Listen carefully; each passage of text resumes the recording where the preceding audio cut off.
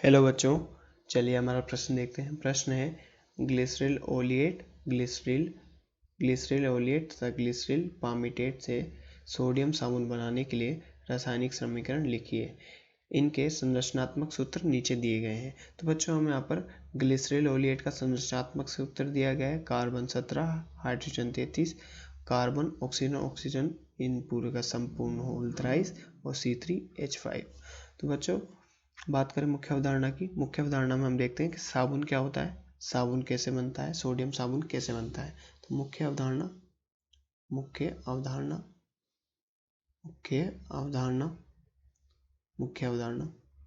तो बच्चों मुख्य अवधारणा में बात करें कि साबुन क्या होते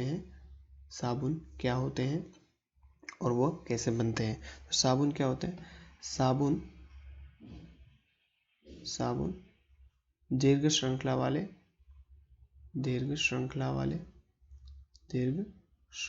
होते हैं तथा वसा के सोडियम तथा पोटेशियम लवण होते हैं। पोटेशियम लवण होते हैं।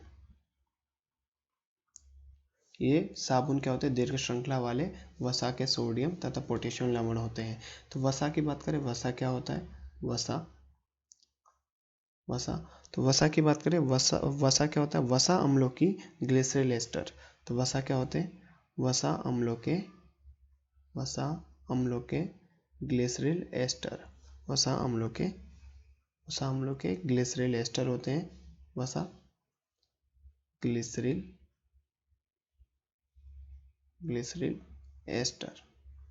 एस्टर ये क्या होते हैं बच्चों? वसा होते हैं। तो बच्चों सोडियम लवण वाले साबुन के निर्माण के बारे में बात करें तो सोडियम लवण वाले साबुन वसा को सोडियम हाइड्रोक्साइड के जलीय विलयन के साथ गर्म करके बनाए जाते हैं। इस अभिक्रिया को बच्चों क्या कहते हैं? साबुनीकरण कहते हैं। तो चलिए बच्चों देखते हैं सोडियम लवण वाले साबुन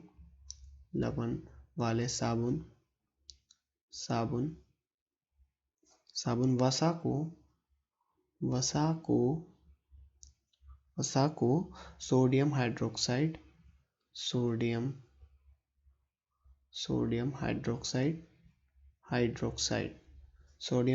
क्या होता है बच्चों? NaOH। सोडियम हाइड्रोक्साइड NaOH के साथ गर्म करके बनाए जाते हैं। के जलीय विलयन के साथ गर्म करके बनाए जाते हैं। जलीय विलयन के साथ गर्म करके बनाए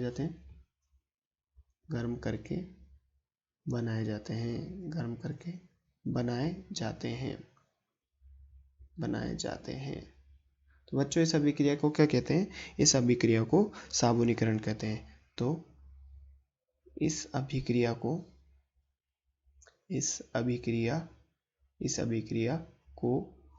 साबुनीकरण कहते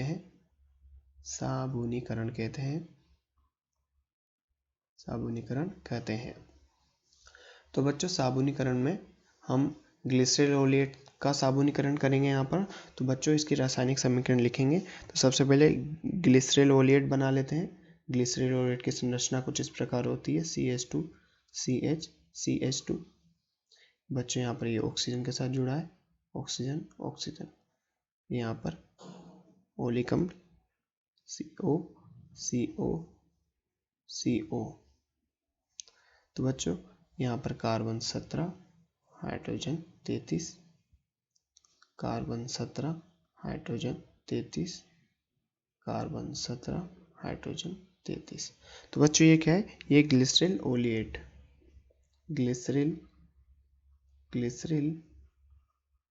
ये ग्लिसरल ओलिएट है। ये क्या है बच्चों? ग्लिसरल ओलिएट। ग्लिसरल ओलिएट जब हम इसकी अभिक्रिया सोडियम हाइड्रोक्साइड के 3 अणु के साथ कराते हैं, हम यहाँ पर थोड़ी ऊष्मा भी देते हैं, हीट देते हैं गर्म करते हैं, गर्म करते हैं, गर्म करने का प्रतीक कुछ इस प्रकार, ये डेल्टा, गर्म करते हैं तो हमें ग्लिसरॉल और सोडियम ओलिएट प्राप्त होता है। तो सबसे पहले हमें क्या प्राप्त होता है? ग्लिसरॉल, ग्लिसरॉल, ये बच्चों ग्लिसरॉल प्राप्त हुआ, ये ग्लिसरॉल, ग्लिसरॉल। साथ ही साथ इसके साथ हमें प्राप्त होता है साबुन। कौन सा साबुन? Sodium oleate. तो सोडियम ओलिएट कुछ इस प्रकार होता है, इसके 3 अणु हमें प्राप्त होते हैं सोडियम ओलिएट। तो carbon 17, hydrogen 33, carbon oxygen oxygen और यहाँ पर सोडियम। तो बच्चों ये क्या है? Sodium oleate, sodium, sodium oleate, sodium oleate, oleate, sodium oleate. बच्चों ये सोडियम ओलिएट है या फिर हम इसे साबुन भी बोल सकते हैं।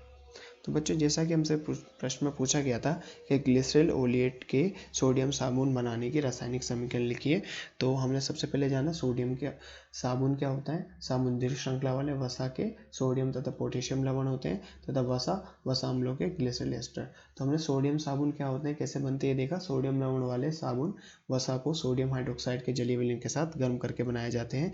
इस अभिक्रिया को साबुनीकरण कहते हैं। हमने बच्चों यहाँ पर ग्लिसरॉल ओलिएट का साबुनीकरण देखा, इसका हमने NaOH के साथ रिएक्शन करा के अभिक्रिया करा के ग्लिसरॉल और सोडियम ओलिएट, जिसे हम साबुन भी कहते हैं। तो आशा करते हैं बच्चों आपको प्रश्न समझ में आया होगा। धन्यवाद।